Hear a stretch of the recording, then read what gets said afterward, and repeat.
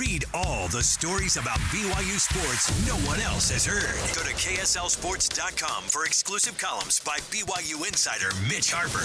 That's KSLSports.com. All right, welcome back, everybody. It is 1st and 12. It's another Sunday. Thanks for joining us here on the program. Our show brought to you by Macy's. And Mitch Harper, Alex Kirry. Mitch is in Florida. He's over the phone this week, and that's the best way we can get him. And guess what? We're lucky to have him. That's the way I'm going to sit with it because we've got a lot to chat about.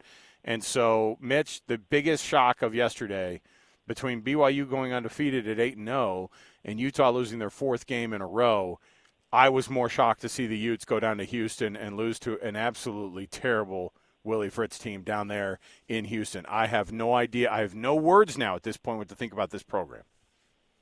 No question, Alex. I mean, when I saw, Brant Casey score that 71-yard touchdown with 12:28, a couple minutes into the game, I thought, okay, yep, Utah's going to roll, and they're going to have a solid win going into the rivalry game. No. I mean, we've been following Houston every step of the way since they joined the Big 12 on this show.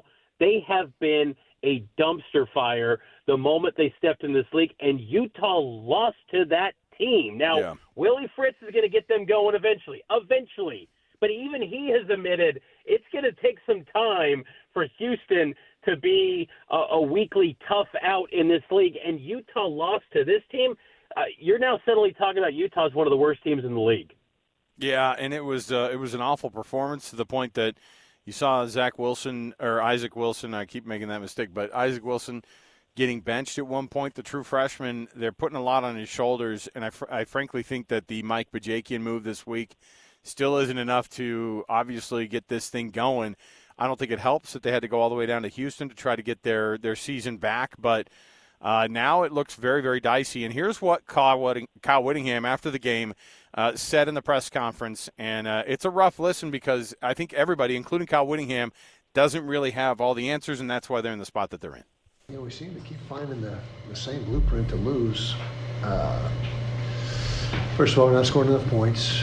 Still not, 14 points won't get you many victories. We're having a hard time rushing for 100 yards. Having a hard time making first downs. We made 12 first downs. Defensively, having a hard time stopping the run. They were well over 200 rushing the football. We did some really good things on defense. Great red zone defense. Another couple key stops in the red zone turnover on downs. Still not making the impact plays. Only had one takeaway, 0 sacks. So typically we try to get 5 or 6 impact plays a game, but again, for the last several weeks, that's been a struggle for us. We missed a couple field goals that would have been obviously key in the outcome, but not going to make every single field goal. So, but like I said, it's just seems to be a pattern of how we're not getting it done each week, and obviously we as coaches got to be better, starting with me, and every issue that we have in the program is on my shoulders, and that's fine with me. But still have a lot of belief in this football team. We're just in a funk of sorts that we can't seem to break out of. So questions. Kyle, you switched out Isaac for Brandon. What was kind of your decision there? Yeah, trying to get a spark, trying to create something. We'd only scored the one touchdown, and just didn't seem to be gaining any momentum offensively. So we figured it was time to give Brandon an opportunity, and he came in and he scored one touchdown as well. So we got one touchdown with each of those guys at QB. But that was the reason. It's just to try to generate a spark. Where does that go with Isaac at this point? I mean, do you re-look at that going in the off season or the bye week, or do you still we'll grade the film, and there's a good body of work from each guy in this game. Of course, Isaac has a much bigger body of work in the season, but we'll see how Rosie did with his reads and what he did with the opportunities that he had, and then make a decision which one we're going to go with. But I'm not saying Isaac has lost his job, but everybody's got to play up to a certain standard, and so the quarterback position is no different. And so we'll take a long, hard look at that and see where we are.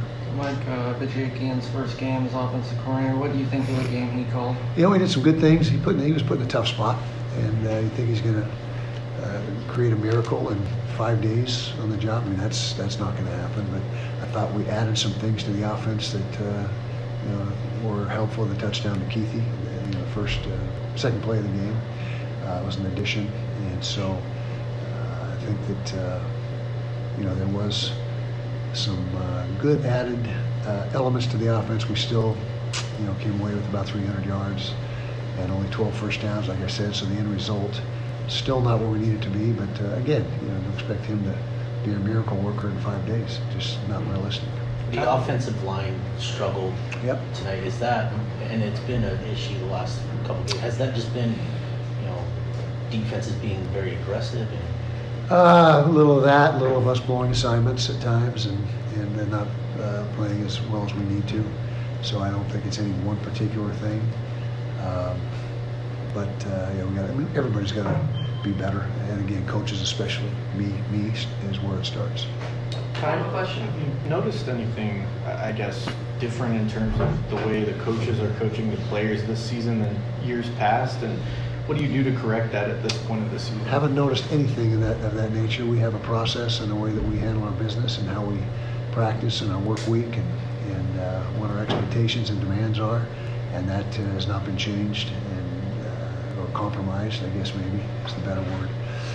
And so no, we're not, and that's, to me, you obviously question everything you're doing because you want to find the answers to what's going on, but you don't just panic and make a wholesale change and change everything you've done for however many years that's worked very well. So that's where we're at. There you go, Kyle Whittingham wrapping it up there, Mitch, and we'll leave a lot for the game breakdown there, but not a lot of answers. Kyle Whittingham said a lot of words, but I think that even he is wondering exactly what to do with this team. We'll take another break right here. We'll come back, and we will break more down. Your Big 12 headlines right here coming up next. Mitch Harper, Alex Kirry. It's a Sunday morning. That means it is 1st and 12 right here on KSL News Radio and on the KSL Sports Zone. Stay right here with us.